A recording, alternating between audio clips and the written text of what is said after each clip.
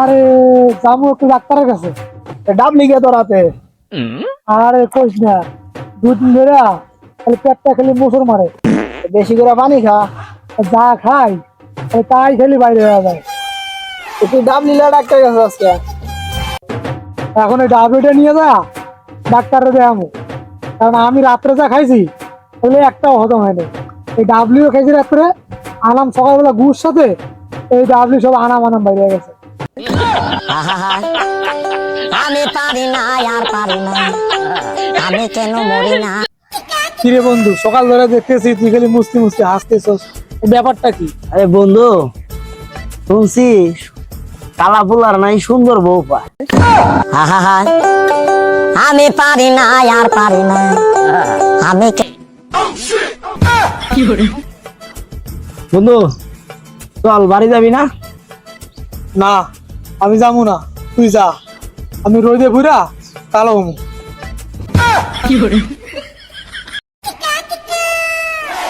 জাকির দেখ, তুই তো বিয়ে করতে পারবি না, আমি তো বিয়ে করে নিয়েছি। আয় আয় বড় দেখে যা কেমন লাগে।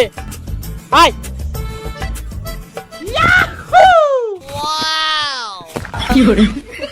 দারুণ আছে। আমি পারি না আর পারি না, আমি কেন মরি না।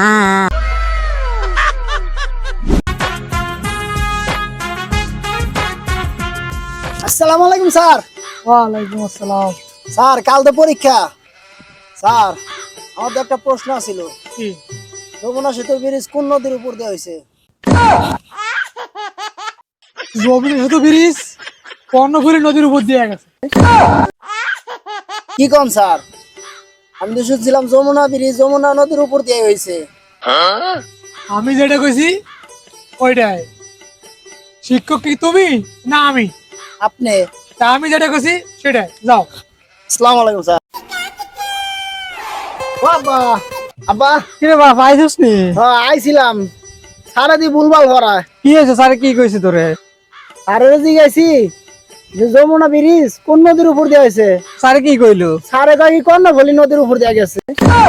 কি কস? যমুনা সেতু কেন কর্ণফুলী নদীর উপরে হয়? চল তো দেখি মাস্টার কি ভুলভাল হয়, মাস্টারের কাছে যাই।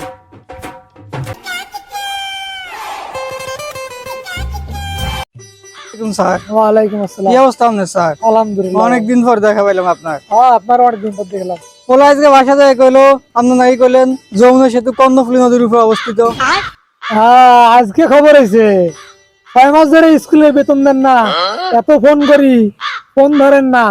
আর আজকে যখন বলছি যমুনা সেতু ব্রিজ কর্ণফুলী নদীর উপর দিয়ে গেছে, আজকে ছাত্রের বাপে দুইজনে আইছে না।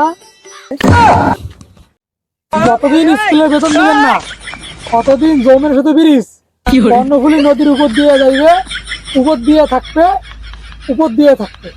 যান।